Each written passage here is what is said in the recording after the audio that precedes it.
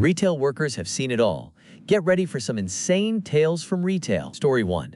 That time I asked for a customer to pay for his purchase in raw diamonds. I used to work Saturday nights in a mom-and-pop costume store. Weekend evenings could be colorful, to say the least. One evening, this guy and a woman, who was a semi-regular customer that was a lady of the night, came in about an hour before close. The guy who she came in with was carrying this giant duffel bag on his shoulder. Store policy was not to allow people with large backpacks or bags to walk around the store. So as soon as they walk in, I asked the guy to leave the duffel bag with me at the front. He was reluctant and said no initially, but I told him that he could either take the bag back out to his car or wait in the store's vestibule for his friend. After some more arguing, he finally relented. But he tells me that he has a lockbox in the duffel bag that was full of raw loose diamonds worth millions, and he simply could not leave it at the front of the store. The lockbox was smallish and was really no bigger than a woman's purse. I told him it was fine to carry that as long as he didn't open it in the store.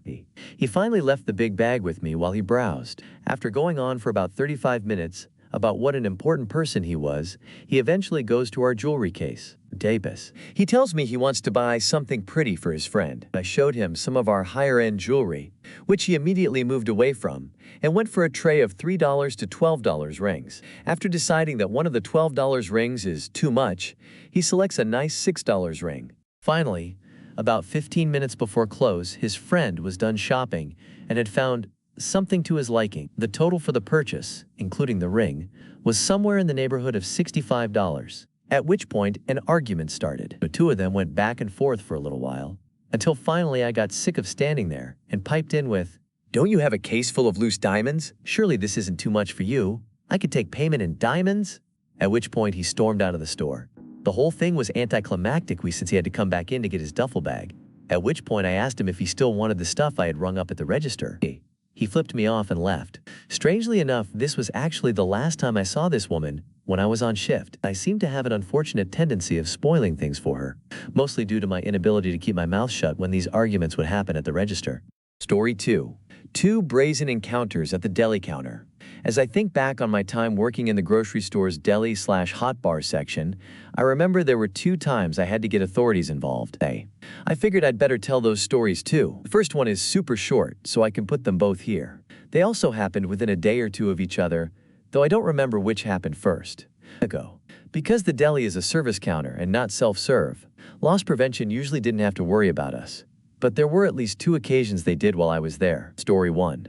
So, had a customer come in late, after the deli was closed, and we had taken down the machines for cleaning. It was company policy that, if we had just closed, but not cleaned, or taken apart the slicers yet, we could serve customers who ran in last minute. Unfortunately, while it was a rare occurrence, 1 or 2 people thought that meant they could get meat all the way up until the main store closed at 11 p.m., even though the deli closed at 9. Enter balding middle-aged guy in flannels. He came in about 9:45 p.m. one night, just as I'd finished dismantling the last slicer and put the parts in a sink full of suds. He wanted 1/2 pound of salt and pepper roast beef sliced. I told him we were closed and he said, "But you're supposed to be able to still cut it after closing." I told him that only applied if we had functioning slicers, which we didn't at the moment. The other girl on closing duty with me suggested he look to see if we had any in our pre-sliced display. Every day we cut several 1/2 pound bags of our best sellers and put them in said display to save time. He did, but we were out. This man, without another word, took a swing at my colleague. He didn't come close to hitting her because she and I both had a nasty gut feeling about this guy from the moment he walked up and had stepped well back. He then proceeded to storm around the store making a mess. He didn't yell or scream or cuss, just started destroying our store systematically. He had a shopping basket instead of a cart and was swinging it at displays and shelves and knocking stuff down. We called loss prevention and they called the cops, who carted him off. The most bizarre thing was, after that incident, a rival store made a point of advertising that they didn't close their deli until their whole store was closed, though as they closed their whole store at 10 p.m., it wasn't really much of a difference. I actually had an employee from said rival store, when she heard this story from me, heavily imply it was our fault because we were giving poor customer service by closing the deli before the rest of the store. Story 2. For context, at the far end of the deli hot bar counter, the store I worked at also had a fresh sandwich station where we would have some meat we cut fresh that morning, bread fresh out of the bakery department's oven, and various sub-toppings. Customers would order a sandwich and we'd make it, bag it, and hand it over the counter to them. This was time-consuming, and we sometimes would get big crowds at lunch, especially after a highway underpass started being constructed right near our store. To make things a bit more complicated, we had a rotating sub-of-the-day special throughout the week. For instance, Sunday would be turkey, Monday would be ham, Tuesday any single meat 6-inch with purchase a bag of chips, etc. The way we would make sure the customer got a discount when they took their sandwich to the cashier was to put the sandwich in a sub-of-the-day bag instead of the normal bag. The barcodes were different. Enter entitled, young customer bedecked in jewelry and a spotless white business suit, who came in during a lunch rush. Said blinged out lady had a steadily growing queue of disgruntled construction dudes and ladies piling up behind her because she absolutely would not take her sandwich and go. I had put it in a deluxe sub bag and she adamantly wanted the sub of the day bag, even though she had knowingly made edits to the sandwich that increased the price. She was literally huffing and rolling her eyes because I wouldn't give her her way. My store's general manager was a penny pincher, and under no circumstances were we to put anything extra on a sandwich without putting it in a deluxe sub bag, i.e., more expensive than even a normal sub. The menu even said, subs of the day can have items removed from them but not added. And this wasn't a question of a little extra lettuce or olives. The lady had added full servings of salami and beef to her ham sandwich, and still wanted me to put it in a sub-of-the-day bag and not charge her for the extra meat. It ain't happening, lady, I'm sorry. Finally, she stopped complaining and stormed off, much to the relief of the impatient line behind her. I had worked my way through a couple more orders when blinged-out lady suddenly rematerialized and, while looking me dead in the eye, reached over the counter into the dealie area and snatched a discount sandwich bag before booking it towards the other end of the store. At the time, the bag racks were kept close to the glass, which wasn't super tall, and she had long, skinny arms and just barely managed to reach. Now, usually something this small price-wise doesn't warrant loss prevention, but the lady reached into a sanitized area and contaminated it. It meant I had to throw out and restock that whole rack of bags, and that wasn't gonna fly. The customer I was serving saw what blinged-out lady had done and was as flabbergasted as I was. She gave me gracious permission to run to the deli phone and call loss prevention. I wasn't there for the showdown, but I heard afterwards that my deli manager, who had stepped out to get some stuff off of a supply truck that had just come in, got word of what happened and was not happy. He told loss prevention he'd take care of it, then went over to self-checkout personally and stood with the attendant. When blinged-out lady arrived with her shopping cart, she had the stolen sandwich bag on her sandwich overtopping the other one. You could obviously see it was double-bagged. My manager basically blocked her way to the scanner and said, nope, scan the right bag or give us back the sandwich. My deli manager was ex-military and took no nonsense, and I think blinged-out lady must have sensed that. Reportedly, she complied immediately and shuffled out without looking at or speaking to anyone, like a little kid caught being naughty. Afterwards, we moved the bag rack to a different spot far from the prep area, and though it was massively inconvenient, we didn't have that particular trouble ever again. Edit for clarity. The price difference on deluxe sandwiches versus sub of the day was only about $3, maybe $4. In most cases, loss prevention was not going to get involved over an amount that small. The reason they, and my deli manager, decided they were going to make sure the lady paid full price for her sandwich was because we had to throw away about $35 worth of bags on her account. And also, she had just been really obnoxious to us. Also, she had massively held up the line. This caused several people to leave the line without buying a sandwich, which in turn also lost us money. Story 3. You did that?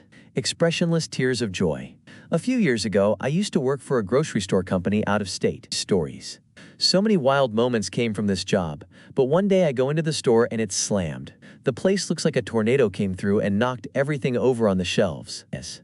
As I'm passing by the grocery basket rack, there's one basket flipped upside down on the floor next to it. I go over to pick it up, and underneath is this pile of broken glass. A bunch of items had fallen off the shelf and someone had literally just covered it up with a basket man facepalming.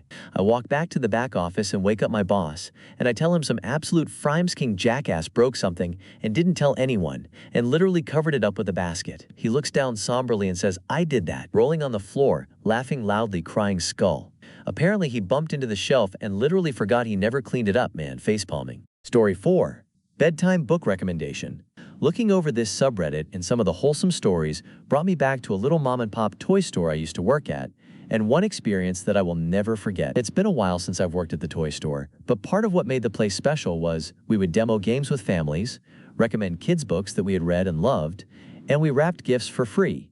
Yes, also for Christmas, and that was a lot, but sometimes mindlessly wrapping gifts was nice. But on a slower day, a mom came in and I greeted and asked her what she was looking for, asked who she was shopping for, the standard questions. She explained that her young son was struggling to sleep and would cry almost every night because he was terrified of monsters at night. A book we had just gotten was called The Night Nights by Gideon Stuffer. I recommended it to her, and that was all she got that day. I would also recommend looking up the book, The Art is Gorgeous, and honestly, it is a good book for any kids worried about monsters at night.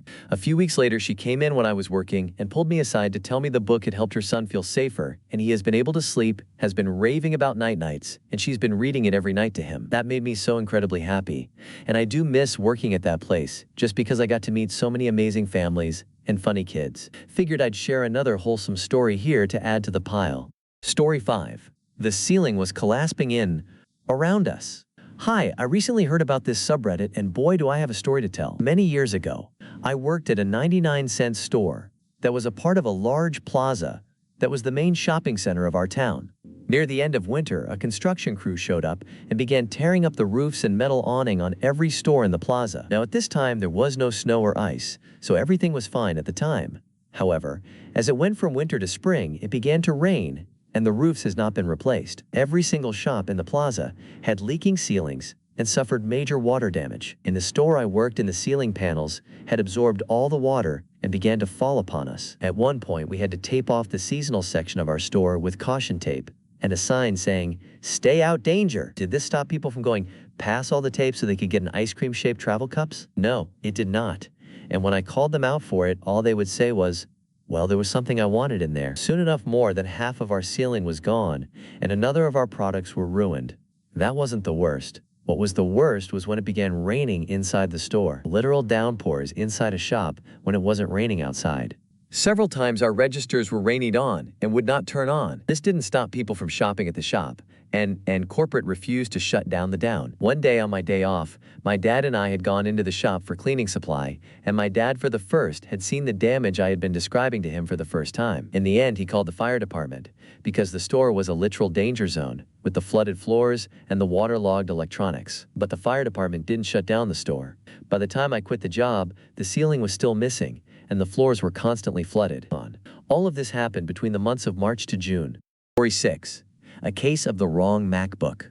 I don't remember the exact item the customer was getting, but apparently they got given a MacBook by our warehouse team, and the manager chewed us all out for it. A customer came into the store and gave me their item collection number. Normally, items bought online for collection in-store are placed in the cupboard behind the till. But this wasn't the case. So I went to the warehouse and gave them the order reference number. I thought the item came sealed in the bag, but later found out that the warehouse team apparently got a crate of loose items they place in pickup bags for customers. The guy from the warehouse came out with the bag, and since the order matched, I didn't open the bag. The next day, the manager came to me and asked, "Did you pick out the item?" "No," I replied. "The warehouse gave me the item." She didn't say any more apart from asking me who gave me the item. I told her who did. The following week, the manager said in a store briefing that apparently the warehouse had given the customer a MacBook when the customer's order was much less expensive, and she was grateful the customer came back and returned the wrong item. So following the incident, I asked all customers to open the bag before they head out to confirm, was this the item you ordered? This was for formality, and although I could see the item they had ordered, I couldn't see inside the bag. So I used this as a way so that I can check the item in the bag, actually, was the item they had ordered. Story 7. My first experience with a potential drug addict. For context, I work at a gas station called Huck's. This is important later. I came into work today, and there was this lady who said she was waiting for a ride. Hours pass, and I am doing my job like normal. And the whole time, this lady is sitting down talking on the phone. I got up to vacuum the rugs, and she came up to me and asked me a question. I didn't quite hear her correctly, and thought I heard her say the word partying. I asked her, "Did you say partying?" She got mad at me and walked away. A while later, I was sweeping the floor. I walked past her and I heard her say these exact words. "Those three tall boys smoking cigars with Joe Rogan are my sons." More time passes, and she's still there. She comes up behind the counter and asks for a pack of cigarettes and a lighter. I get them and ring them up like normal. She then shows me her ad and tells me to just leave it there, and then proceeds to walk outside with the cigs and lighter without paying. I follow her, trying to explain the situation, and she thinks we were supposed to give her the cigarettes for free because she thinks she's at Thornton's, the gas station she claimed to work at. Apparently they have some kind of free cigs thing that I don't know anything about, but this lady is out of her mind. I got my coworker involved. She called the cops, and I stayed at the register until she was arrested. Story 8. What happened to common sense? I work in a grocery store, and earlier today I was collecting baskets from the front to take back to the entrance, and you have to go through part of the produce section to get there. Carriage. When I'm around 15 feet from the door, this guy, who looked to be in his 40s or 50s, walks in and immediately turns to the side and drops a handful of garbage into one of the stacks of baskets already by the door, and then makes his way into the store. I have no problem being confrontational when I need to be, but I hate it, so I wasn't going to say anything. But as I was picking up his trash, I was like, YK, what, screw it. And I turned around to face the guy who was still pretty close to me, and I go, "Hey sir, don't throw your garbage here, there's a bin right there." And I point the garbage bin, which I kid you not, is literally 2 steps to the side. He looks taken aback and then starts nervously laughing and apologizing, saying he didn't see the bin, but I was too tired to engage any further, so I just said okay and turned around to continue putting the baskets away. But like, seriously, even if you didn't see the bin, why TF would you just dump your trash into the baskets? Not even 2 minutes later, when I was done, this guy was still there looking at some chayote squash, and he sees me walking away and gets my attention to ask me something. Guy: "I've never eaten this before, how do you cook it?" Me: "I don't know, I've never had it either, sorry." Guy, looking confused: "Oh, what? You don't know how to cook it?" Would go it. Me: "No." And then I start to walk away. But as I am, I hear him turn to another customer and ask them, like, "Buddy, Google is free. US it."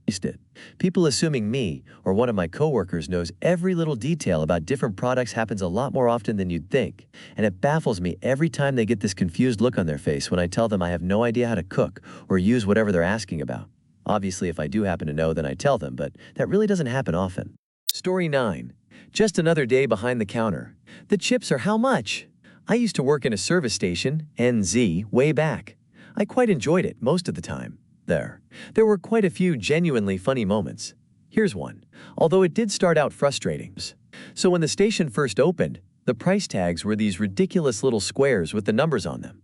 They slid on a bar that ran the length of the shelves. They were easily moved and often popped off altogether. Where the station was situated was across the road from the heart of our town. The pubs closed at about 2 p.m., so from then on the shop was chocker full of drunk idiots.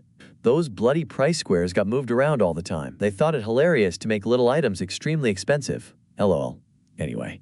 Sparrows fart Sunday morning. I'm behind the counter. It's not my day on. Somebody's sick, so I'm sleepy and a bit grumpy. In comes our delightful customer, gets a juice and a 50 GR bag of chips. Good healthy breakfast, I approve. I scan the juice, $2.50. Customer squares. It says 50 cents C on the price bar.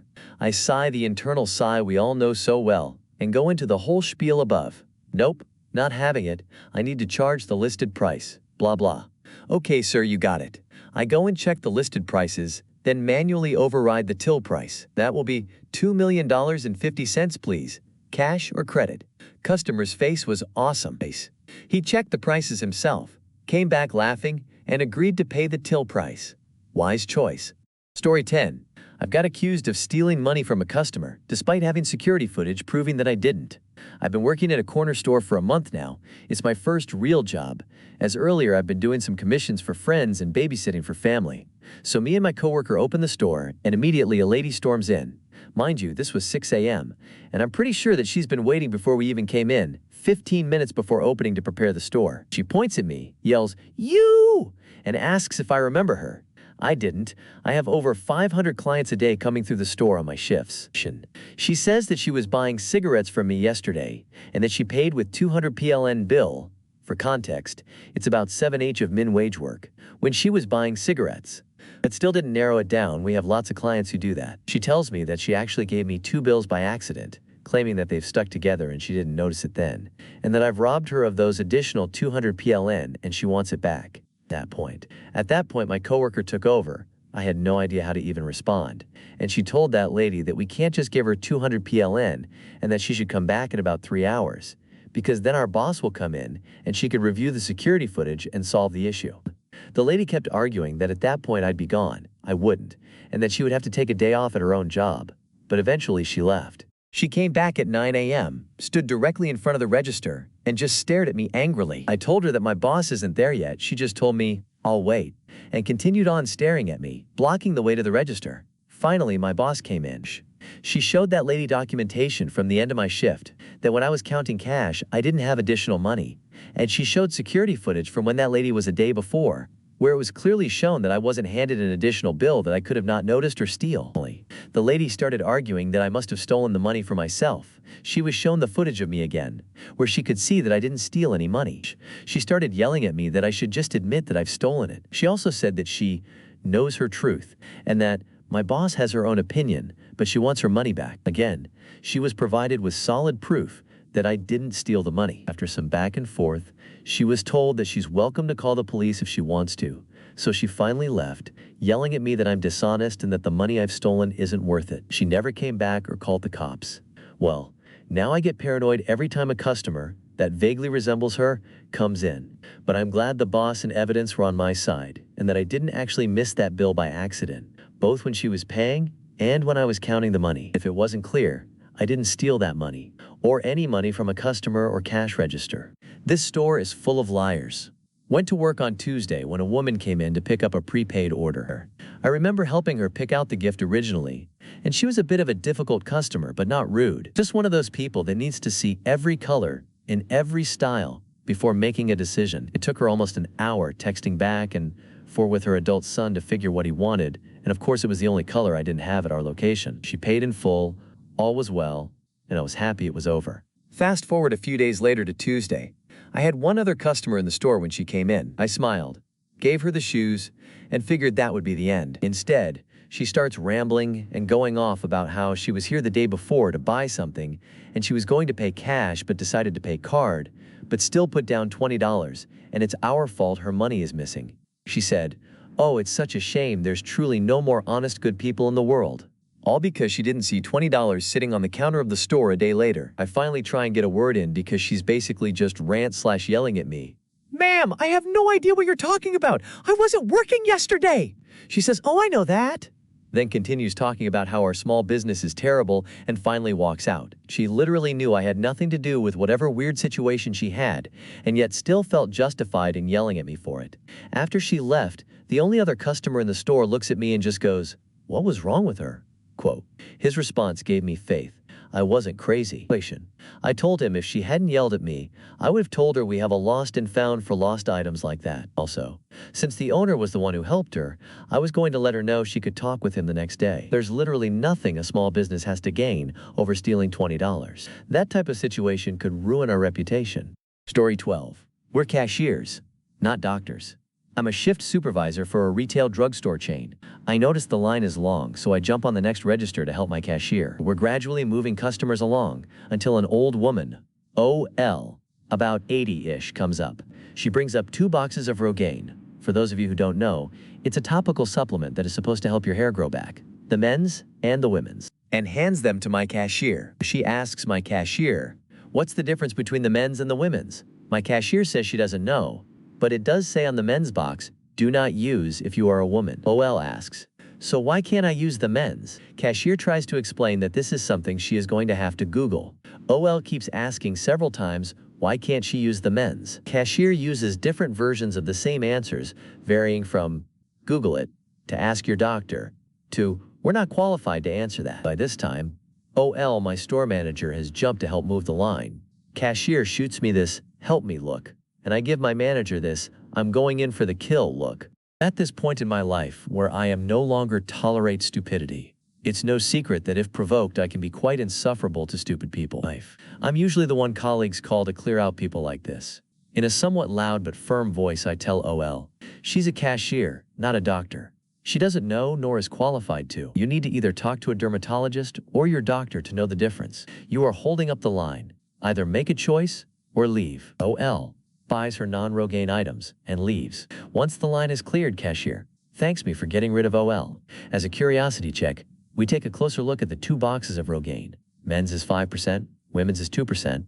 We still don't know why women can't use the higher percentage. Edit. I noticed some comments suggesting we should have sent her to talk to the pharmacy. One of the things cashier said was to go talk to pharmacy. It blew right over her head. OL was asking the same question for about 5 minutes. Story 13. I made my first customer of the day mad and was amused.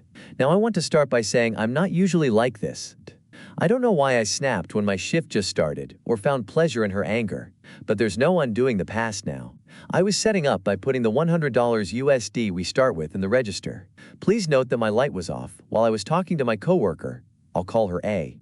She was going back and forth dealing with customers on her register and talking to me. Suddenly, this lady stepped behind my counter and placed her chips and money down. Again, my light was still off as I hadn't finished settling up. My coworker was asking whether or not she should ring the lady up. The lady herself was wondering if she should switch registers, but asked me if I was open. I told her that I was about to open, as I do with customers who don't understand the oh-so-complex system of light on equals we're working, light off equals we're closed. I was ringing her up and this interaction occurred. I'm going to try my best to type in all of it, but know that some parts might be missing. Also, for future reference, light on means we're working, light off means we're clow. Lady, I know, but when I went to the registers with lights on, there weren't any cashiers. Your light was off, but you were the only one at a register. I looked around to see that my other coworker was not there, presumably doing some price check. Lady, see? Me, Jake. Well, I could have helped you if you went by her register. Lady, well, you work here, so I came to you. Anyway, you're a cashier, and you should have told her to get back to her register. As if I had the power to make anyone do anything. Me, miss, I'm a cashier. I have no power over what she does. Lady, well, she should have been working instead of talking to you. Me, communication is part of being human. I wanted to add, so excuse me for being human, but at that point, she was already upset and I didn't want to cause a commotion. Lady, I don't care. She bent down to get something and I smiled at A, who was looking at this interaction. I was enjoying myself. Says something I don't remember, lady. Well, the customer is always right, you know. She gave me a grin. Maybe she saw me smile at A. Me, you keep telling yourself that. This kind of sets her off further. I don't remember what she said afterward, but it had something to do with me being rude. I cashed her out and handed her the receipt and change. She snatched it out of my hands and said, "It's people like you that do make this place go bad." This is how most people talk here, forgive me. As she walked off, I looked at Ale again and smiled. Like I said, I was enjoying myself. I was about to explain to her what was up when I was called over by someone who works in the office. She asked me what my issue was with the lady. I sort of summarized it while excluding the part where I was blatantly rude. She just said, "Next time, don't engage with them, because they can get offended if we say something."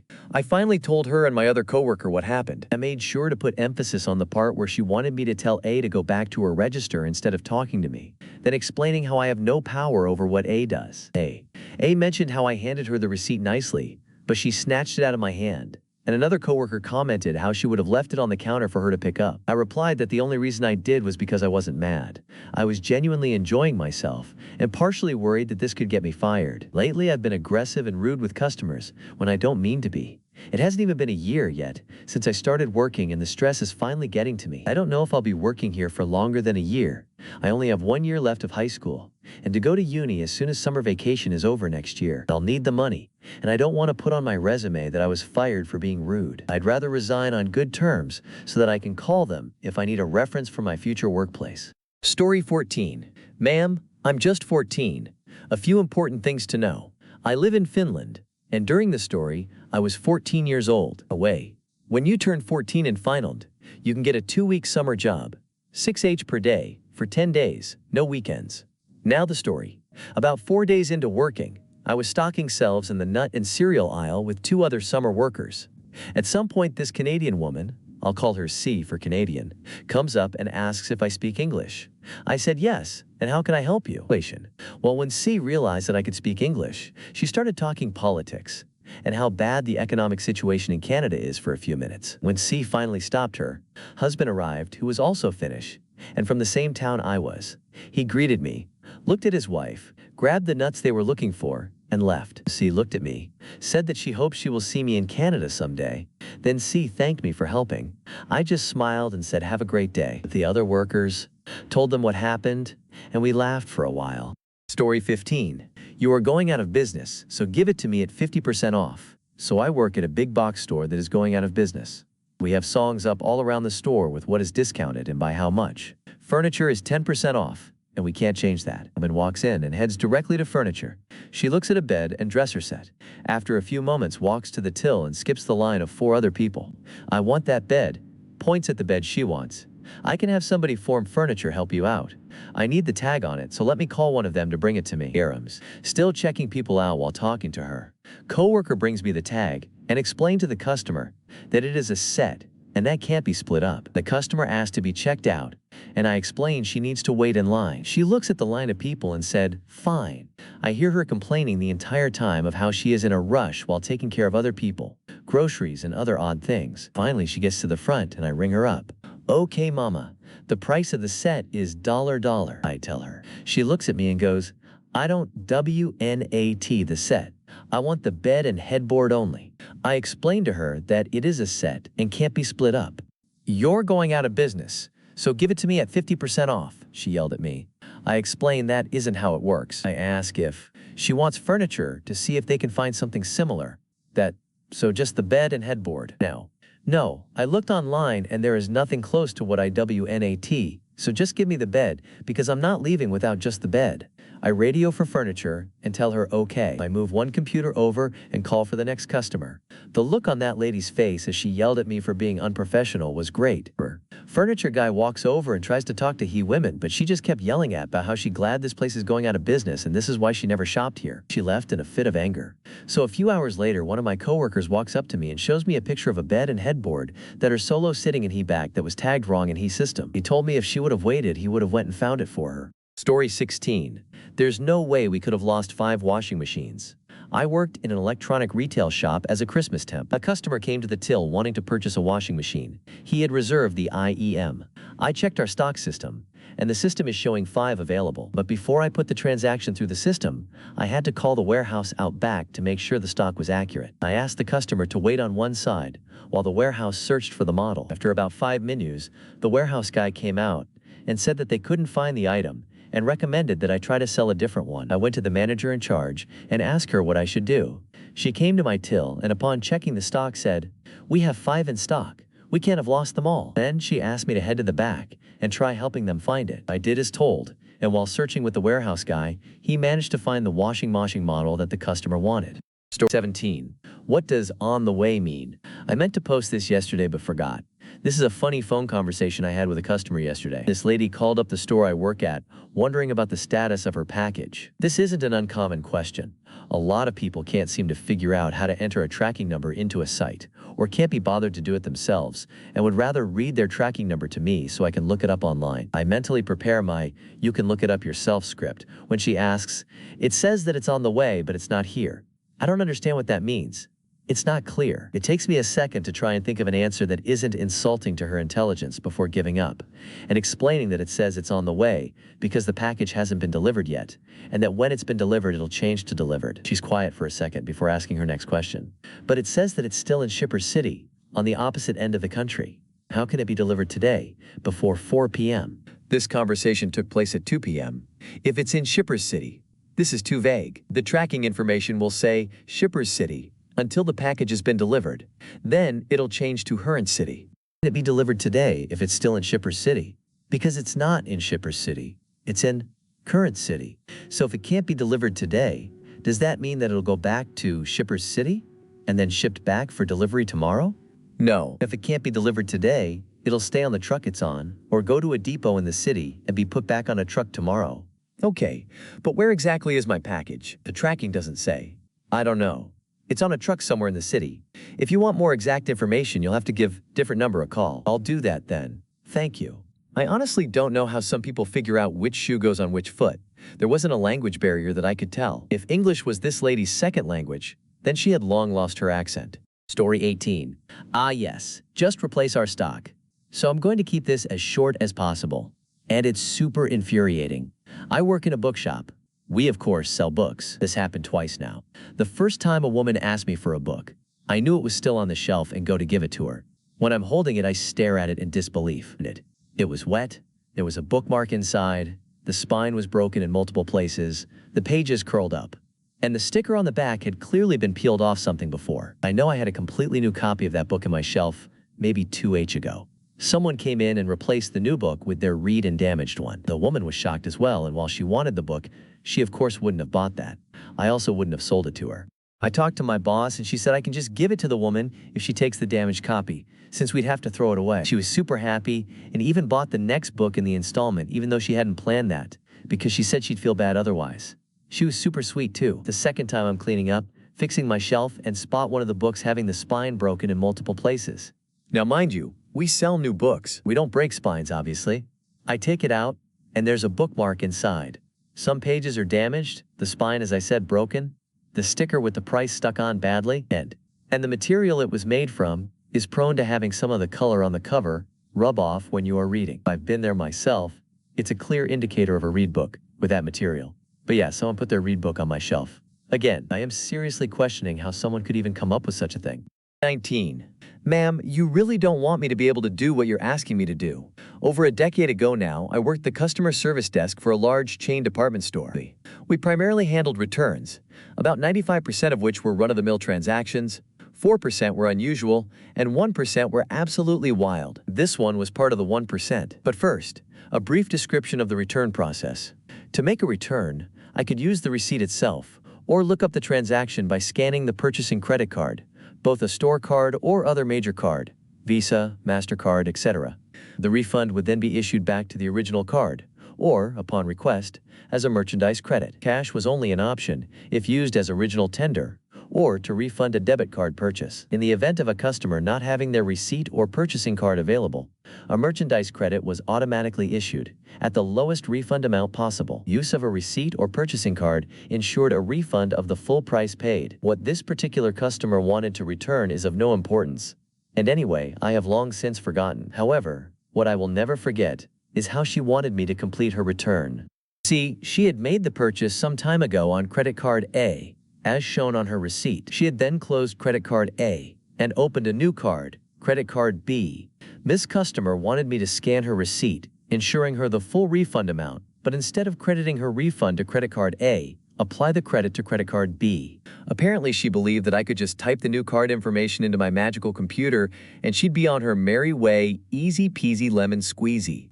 She could not understand why that wasn't an option, and she did not want the only alternative, which was to process the full refund as a merchandise credit. In spite of my best attempts to inform her that I couldn't do what she was asking, and why she shouldn't want that capability on my end, Ms. Customer thought I just didn't have the clearance and wanted me to get my manager, who told her the same thing. Sadly, I don't remember what Ms. Customer ended up deciding, though I'm assuming she took the full merchandise credit in the end. I do remember what I told my manager as we watched Ms. Customer walk out the door. If I could have done what she was asking me to do, I definitely wouldn't be working in retail. Edited to add, Ms. Customer seemed to believe I had the skills to hack the computer to do what she wanted, which is why I made the working in retail comment. 20. I was accidentally the downfall for a manager in training who was a total thief. Way back in 2000, I was an adorable, naive 19-year-old working retail at a picture framing place. The management of our little shop consisted of our manager Jenny, the assistant manager Nick, and me, the third key. For those who don't know, a third key is literally that, a third person with keys. I had the ability to open and close the store and act as manager on duty, but if Jenny or Nick was there, then I was just a regular employee. Names changed to protect the not-so-innocent. Jenny was an amazing manager, middle-aged but cool. She'd had a lot of fun in the 70s and wasn't shy about telling us her hilarious stories. She was also kind of like the shop mom. She made cookies and was always very in tune with people's emotions. She always knew the right thing to say to make me feel better, and she was a fountain of real-world wisdom. Everybody loved her. She was also an artist, and her work was starting to pick up steam. That, combined with the onset of some health issues, made her decide that retail work just wasn't for her anymore. We were all really sad, but definitely understood. Now, Nick was just a college kid, and definitely didn't want, or really qualify, to be promoted to manager. So corporate brought in a manager in training to work as a fourth member of the management. Let's call him Steve. Steve was weird. He was a huge white guy but dressed in clothes that looked like they'd come from Bill Cosby's wardrobe.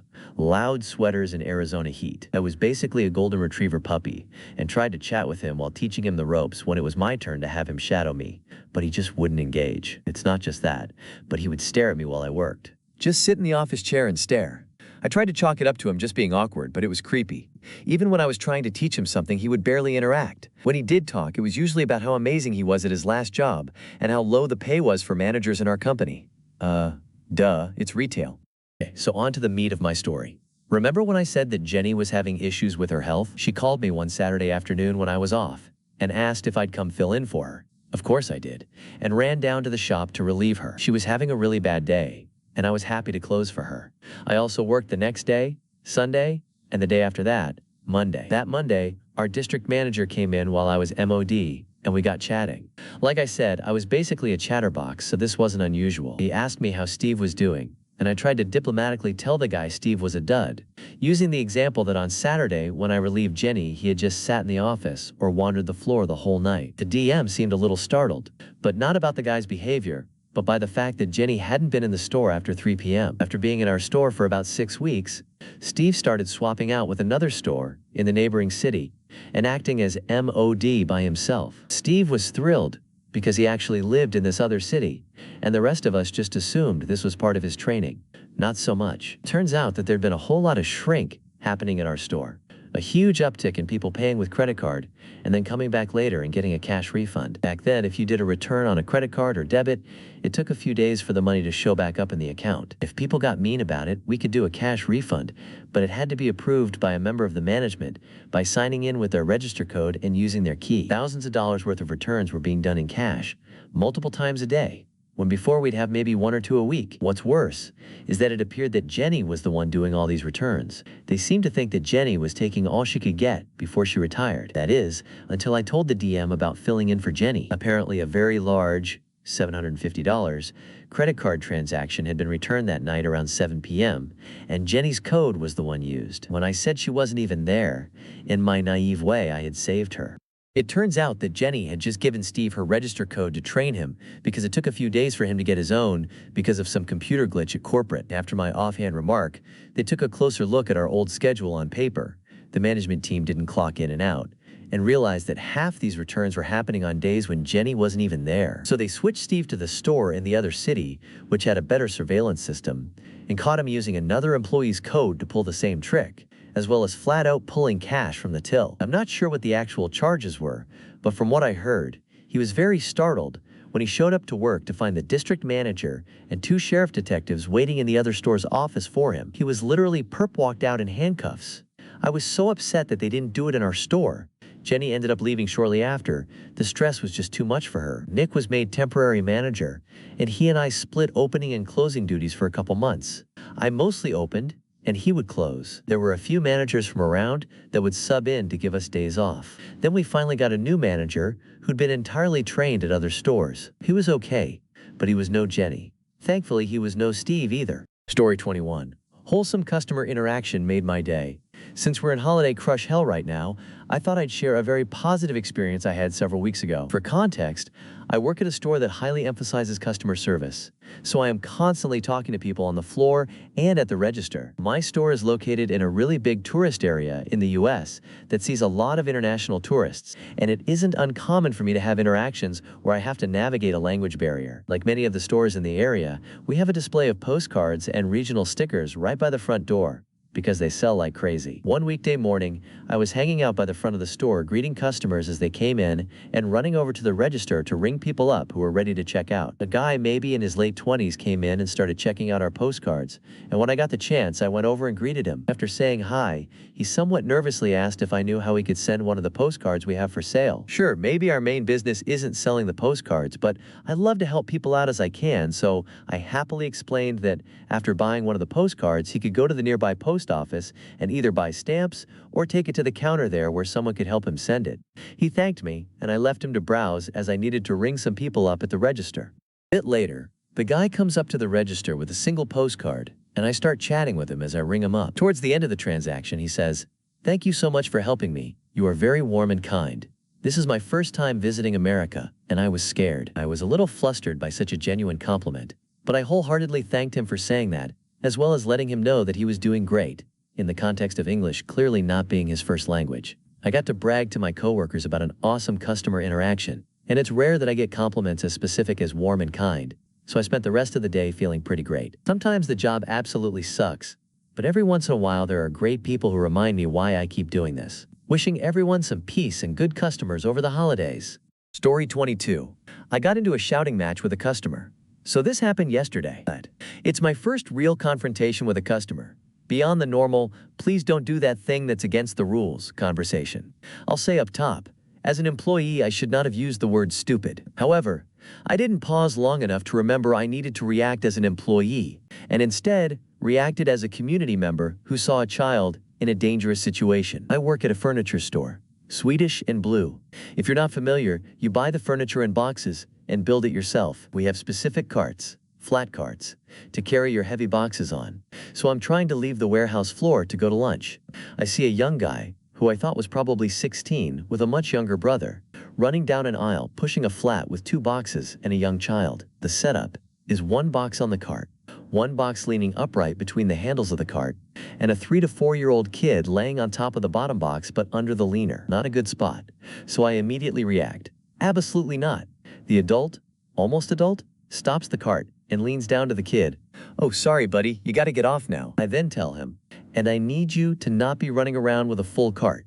Now, honestly, I couldn't remember what exactly the guy said here if you offered me $1 million, but I know he pushed back on my stopping their fun, because I responded by pointing at the cart and saying, because that's a stupid decision. Talking about having a small child lay down between 2 heavy boxes while you push it as fast as you can go.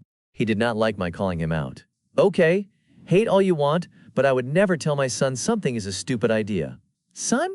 I didn't see that one coming. I started to walk away then, but he follows me into the walkway yelling, great idea! Call your customers stupid. He's causing a bigger scene than necessary. So I turned back and told him, I didn't call you stupid. I was telling you that that was a bad idea. What if he was under there and that box slipped and fell on him? Y'all, I'm not exaggerating here. The second I finished that sentence, the box in question slipped from his propped position and fell exactly where the kid had been laying. I have witnesses on that timing. At this point, I'm imploring this guy to realize the risk he was taking with his kid's safety. I raised my voice above his tirade and gesture at the fallen box. What if he was still under there? This guy has the audacity to shoot back. He wasn't, though, as if he has grounds to claim responsibility for his son not being between those boxes anymore. Like it wasn't entirely my doing. So I shouted back, because I made him get off! And then I walked away and left him yelling after me and trying to bring other customers into it. A coworker told me that he even turned to his kid and said, can you believe she called us stupid? And that's what I have the biggest problem with. I didn't call anyone stupid. However you want to interpret my using the word in the first place is up to you. But this preschooler had no blame in this situation, and I absolutely didn't address him even once. That guy basically told his young child that he was at fault, and that a random adult called him stupid. If you're so concerned with your kid not being told he's stupid, console him. Don't follow around and yell at a stranger, then bring him into it like he's an equal participant. As I said at the beginning, I should have said bad or terrible, but I won't feel bad about keeping a young kid from getting very hurt. I told my manager exactly what happened, and he basically said to pay attention to wording, but he's never going to tell us not to say anything if we see a dangerous situation. Story 23. We don't have enough change to break that $100 bill right now. I, 29F, work the graveyard shift at a local convenience store in my town, and we definitely get a bunch of crazies at night. This particular instance happened about 15-ish minutes ago. 2 men came in as I was mopping the floors and began to look around my store. One went to the restroom and the other grabbed some snacks. One of the men, as he was waiting for his buddy to finish with the restroom, tried to buy all of their snacks with a $100 bill. Now, I'm supposed to do several safe drops throughout the night, and I had just done one maybe 30-ish minutes before they came in. Other than the safe drops, I didn't really have access to the safe. Obviously, I didn't quite have enough change in my till to break that 100 and let him know as such. Unfortunately, he didn't take this well. He kept telling me to just complete the purchase and give him his change. I had to tell him 5 times that we didn't have enough change, but he just wasn't listening. I tried asking him if he had anything smaller than that, but he didn't. He threatened to talk to the manager about this, but I was the only one there at the time, so obviously the manager wasn't there. It was at this point I just told him and his buddy to leave. Him and his buddy were so stubborn. It was absolutely ridiculous. Story 24. Customer causes monetary damage out of pettiness? Another calm, quite boring and normal day at work in the sports equipment store I work at. I was manning the cashier as usual. That is my job after all. When a slightly annoyed woman comes to the register, she said some snarky comment before switching to being very polite, which I didn't think much of at that moment. A few minutes later, my colleague comes and asks for me to look at something. What I found was a bloody big mess. Turns out, this customer had been trying to open a box of wool base layer clothing the wrong way. These boxes have a slide-out bottom or side, and the woman had decided to rip open the top instead. My colleague had approached and asked if she needed help, and also explained how to open the box the easy way without damaging them. The woman had responded with, "Nah, I'm done here," and so they both moved away from the shelf. Well, a few minutes later, that same colleague went back to the shelf and found the mess. Several boxes were torn open, some pieces strewn about on the floor. One box had obviously been slammed to the floor and stomped on. What the hell is her problem, I thought. As you may be well aware if you work in any kind of store, even if the content is perfectly fine, the box being broken is a big no for many customers, so these products became virtually unsellable. I would definitely have charged her for these items if I'd known as she paid for other stuff. Alas, it was too late for that. She caused a few $100s of damage after all. To this day, science cannot explain what caused this individual to be so petty. Story 25. Why are you like this, sir? One completely normal day at work. On evening shift, I was manning the cashier as usual. This being in the sports equipment store in a mall. As I am on my way to the register after doing something else, my colleague comes up to me and tells me something hilarious. This day, he had walked into the storage room and found a random man standing there with a receipt in his hand, looking a bit confused. What this man had done, he had gone to the mall's basement parking garage after buying something and wanted to collect his item from pickup. There are doors used for that in the parking garage related to each store. He must have missed the gigantic logo on the door that reads, "Insert store name here." This door is locked, as it is also our staff entrance from the parking garage. He pressed the emergency open button next to the door, which is only to be used in case of a fire, as there is an emergency exit past this and another door. Then he entered and took our goods elevator to the 3rd floor from the basement. And that is where my colleague found him. The real kicker? The receipt was from a different store entirely. The emergency button kept beeping, and so customers went to tell a completely unrelated store about this, which led one of that store's workers to come tell us about it. The aftermath is that the elevator now requires a key card to operate. Story 26. A very kind customer. To break up my streak of slightly negative stories, here's a short and sweet one. I was at work in the sports equipment store for my first post. A store that sells sport, supplements, outdoor, hunting, skiing, and biking stuff. I was manning the cashier as usual, and it was about 3 out of 5 hours into my shift. An English-speaking guy comes and asks for my help in solving a confusing mess of price posters on protein powders to get the cheapest option. I help him find it, and he proceeds to say, "Thank you so much. I'm gonna buy you a chocolate." I pause for a moment, look at him and say, "Do you mean it?" And he glud. He says, "Yeah, what chocolate do you like?" "Milk chocolate," I respond, and he leaves the store. I step in. I didn't expect him to actually do it, but about 7 minutes later, he comes back and hands me a large-sized milk chocolate bar and a Coca-Cola, before shaking my hand and saying, "Here you have a chocolate, Coke, and a new friend." And then he left again. For reference, the cost of these 2 items is almost the amount he saved on the protein powder. This gesture made my whole day better, and the Coke was the energy boost I needed for the rest of the day. Thank you, kind stranger, smiley face. Story 27. Truck showed up unexpectedly. This is something that happens at least once a week. I work at a retail store that also sells furniture. It's parenty. It was just me and a manager in that morning, and it was already a little busy. A furniture truck decided to show up unscheduled with only 10-minute notice. So my manager had to unload the truck while I stay on the register. The second she starts unloading the truck, a person shows up to pick up a dresser, and 2 people in the store are asking about pieces of furniture. I can't leave the register, so I have to tell these people they'll have to wait, which goes over as good as you expect. Then to top it off, 2 people show up for interviews at 11, and our manager didn't come in till 12. Because corporate uses this automated text interview that schedules interviews whenever it feels like. Let's just say I was about ready to put my head through a wall that day. Story 28. Which policy do you want us to follow? This one is from many years ago, but I was recently reminded of it. The President. Apologies in advance for not having the exact dialogue. I used to work at a drugstore back before they were open 24/7, before scrapping that post-plague. We would typically make announcements at 9:45 p.m., 9:50 p.m., and 9:55 p.m., advising customers that we would soon be closing and to make their final selections. And then another at 10 p.m., stating that we were closed and to bring their purchases to the register for checkout. I tended to be the one to make these announcements. I tended to be the one to make those announcements when I was there, because nobody else could be arsed.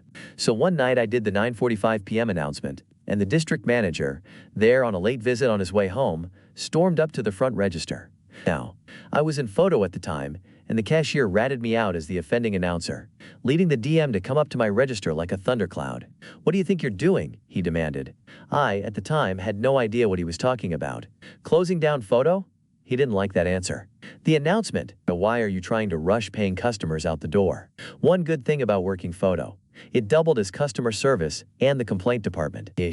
Years of dealing with angry customers and Karens, even if they weren't called that back then, had taught me how to deflect blame, or how to make crap roll uphill, if you will. "Because that's what I was told to do," I said. "By who?" he demanded. "The store manager." He stomped off for the office door, about 10 feet away, and on his way back there he said, "Don't even think about making another announcement like that." The wall between photo and the office was thin enough that I could hear the DM yelling, and I recognized my boss's name, so I'm guessing he called the boss to yell at him. The next day, the store manager made sure the assistant managers and lowly peons knew to never make announcements like that again, nor to advise customers that we were closing, or had already closed if it was after 10 p.m. I worked that night, didn't make the announcement, and then had the next 2 days off. The policy had been rescinded by the time I got back, by the regional manager. Why? Because he really doesn't like paying overtime. The rest of this was told to me after the fact by one of the other photo guys. Turns out on my first day off, a customer came in at 9:55 p.m. or so, and, in accordance with the district manager's orders, nobody told her about what time we closed. She didn't leave until 2 a.m., and from what I remember being told, didn't even wind up buying anything. The following afternoon, the DM came in for a meeting with the store manager to yell about the previous night's overtime, to which my boss reportedly said, "Which policy do you want us to follow?" The two of them were in a shouting match in the office when the regional manager showed up, and once he heard about the no closing announcements policy the district manager had implemented, he rescinded it on the spot and yelled at length at the DM. Apparently the only words the guy running photo at the time could make out from the district manager were, "Yes, sir," "No, sir," and "I understand, sir," and he beat a hasty retreat from the store as soon as the regional manager was finished chewing him out.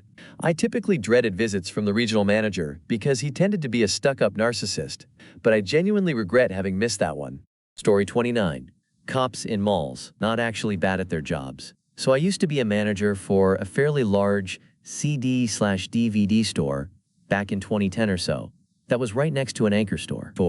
For those who do not work in malls, the anchor stores are the very large stores at the ends, and sometimes the middles of malls. Think Rensi's, Nordstrom's, Delk, sometimes Barget, etc. Our store took up the same amount of space of about 3 or 4 small stores in the mall, and had an entirely glass front, minus 2 large open doors that had the slide-down grates for closing. The glass front gave us a perfect view of what was going on in the mall when it was slow, as it was on this particular Sunday evening, about 30 minutes before close.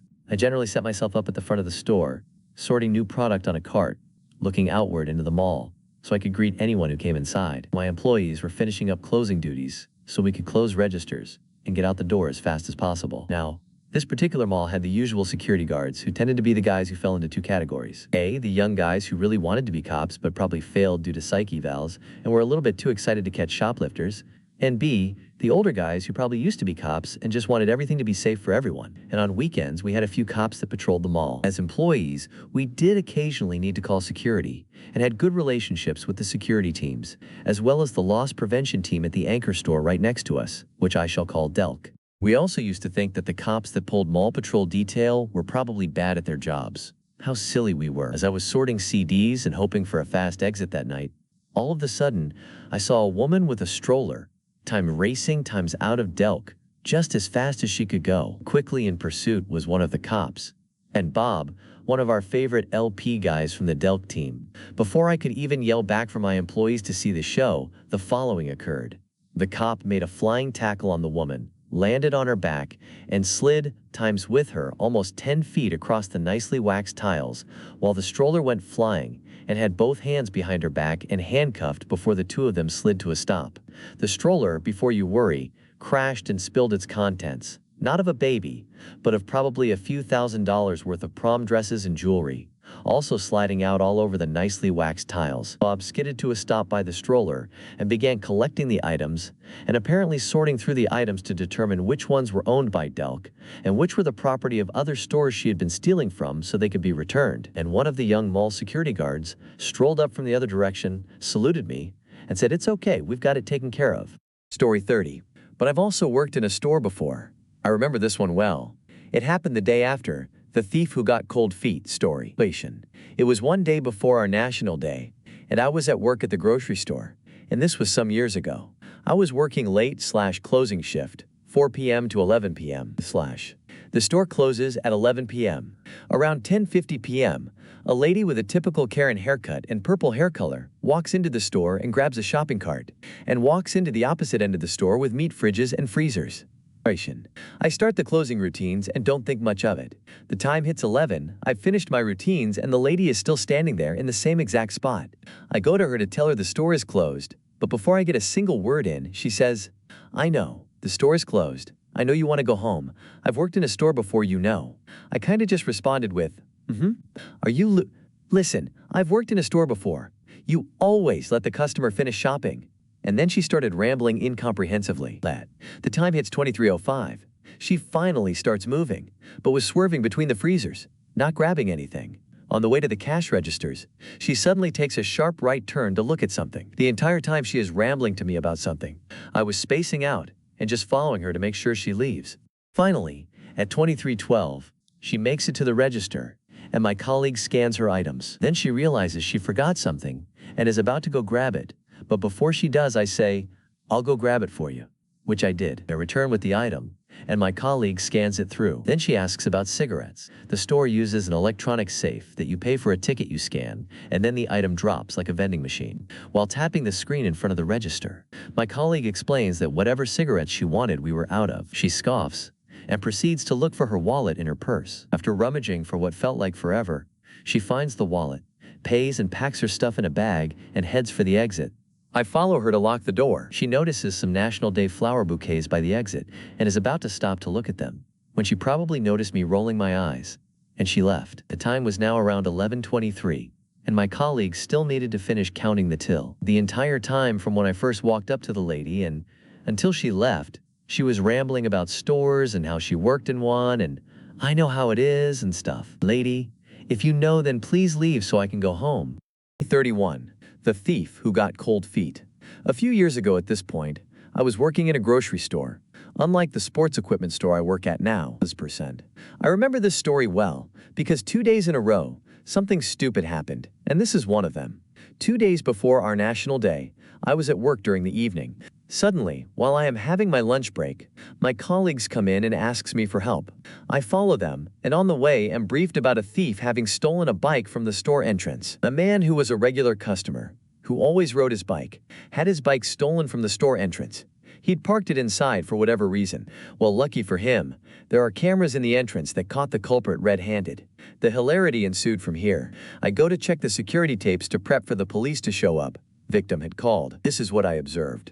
About 5 minutes after the bike was left in the entrance, the culprit shows up, looks back and forth a few times, puts on some gloves and walks off with the bike. His face was in clear view. Fast forward about 7 minutes, the thief returns to the store, the victim is still there, and they start talking together.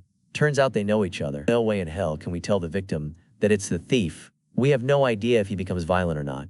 We keep our eyes on the thief, something he eventually notices. On the camera feed, you can see him walking around and shoving stuff into his shirt and pants all sneaky-beaky-like. When he notices us observing him, he panics and starts emptying the stolen goods from his pants and shirt in random locations around the store before leaving. Cops show up immediately after he left. I show them the tapes, and we identify the guy. They already knew him. While I was talking with the police, the bike had magically shown up in the entrance again. The police left to pick him up anyway. Safe to say, the thief got cold feet.